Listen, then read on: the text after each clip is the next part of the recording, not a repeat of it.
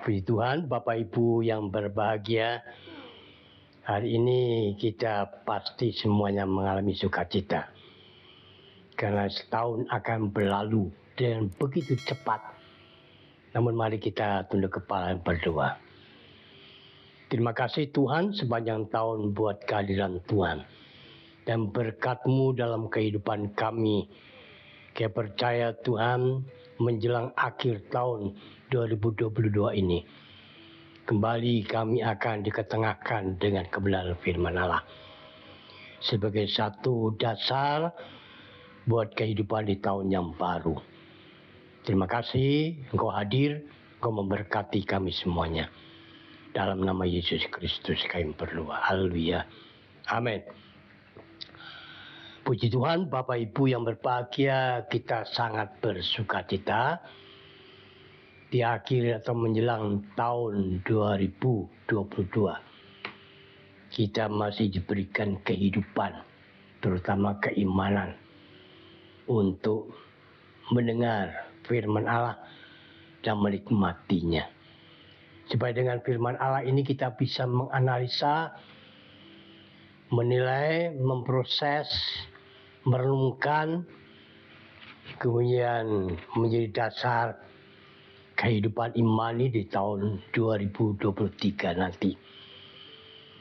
Hari ini kita akan mengetengahkan tentang perjalanan hidup orang percaya. Perjalanan hidup orang percaya. Kita baca dalam Keluaran pasal 15 ayat 22 sampai 27.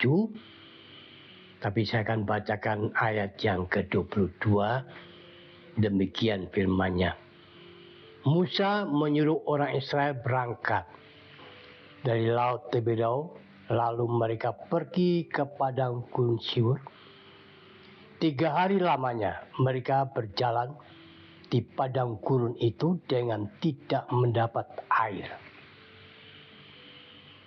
Nah, dengan ayat ini menurut Anda, apakah perjalanan hidup sepanjang tahun ini dialami dengan kemulusan atau dengan penuh onak dan duri?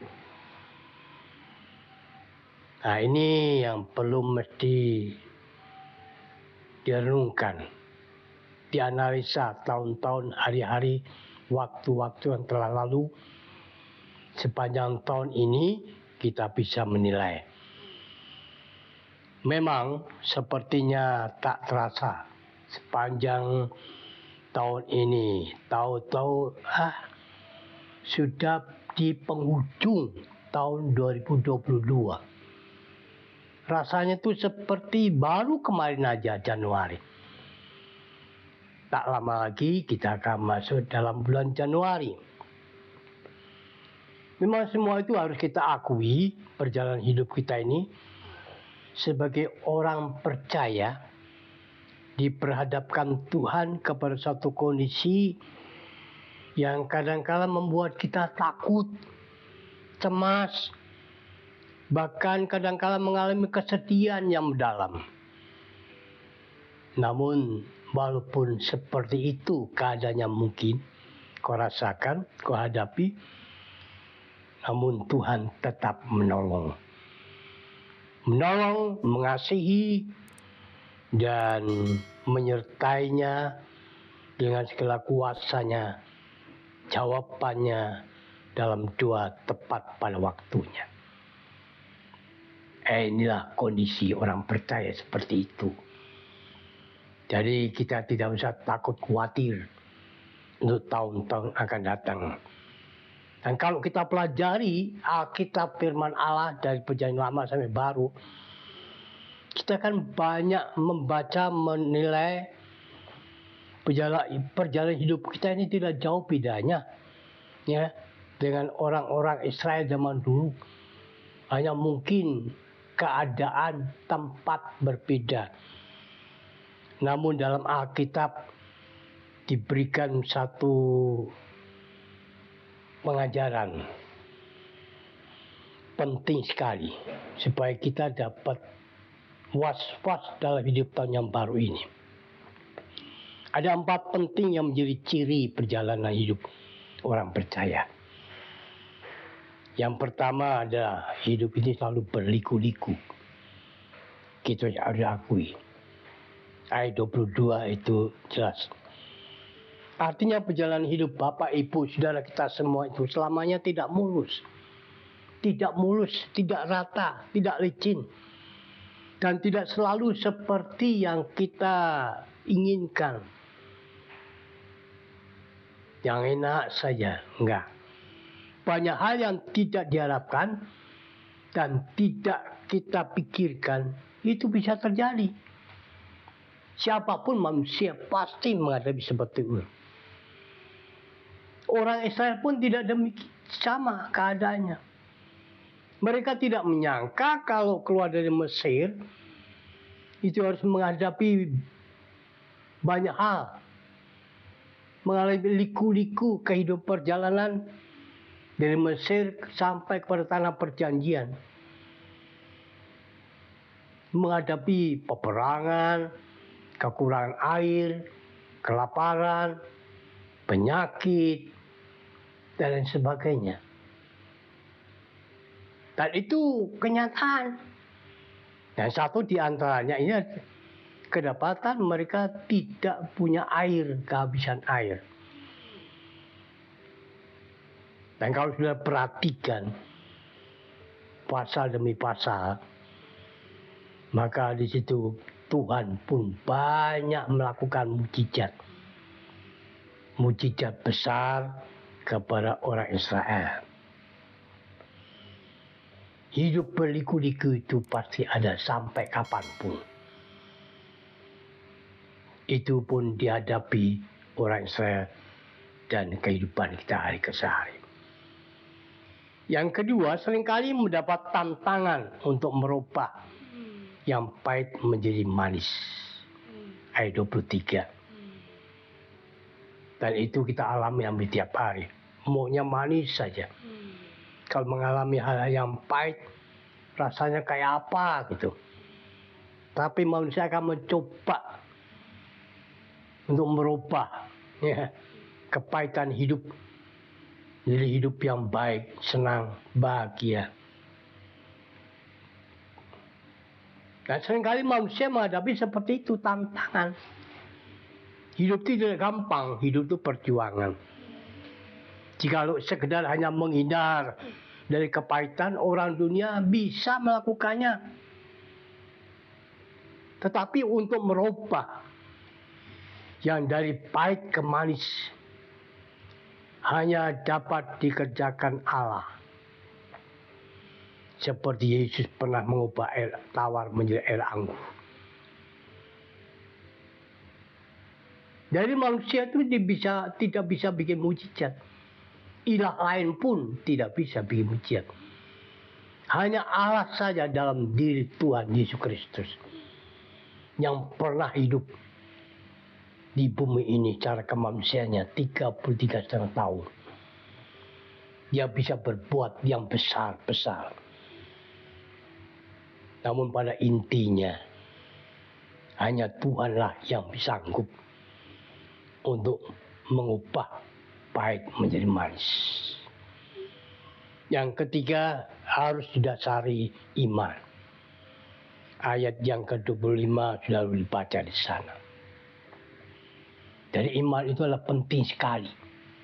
Harus pegang teguh apapun yang terjadi. Karena hidup tanpa iman itu mati. Kau boleh kata kasarnya mati konyol. Tapi orang percaya yang beriman akan memiliki kehidupan yang luar biasa. Allah memberikan perintah kepada Musa untuk melempar sepotong kayu dalam danau itu yang berikan air pahit. Dan Musa lakukan itu, buang kayu sepotong. Lalu air itu bisa diminum oleh bangsa Israel. Pahitnya hilang menjadi air tawar. Nah ini kan iman. Kalau Musa tidak melakukannya nggak bisa. Kalau Musa melakukan tapi masih ragu-ragu juga nggak bisa. Tapi Musa punya iman. Karena yang bicara kepada Musa itu adalah Allah sendiri.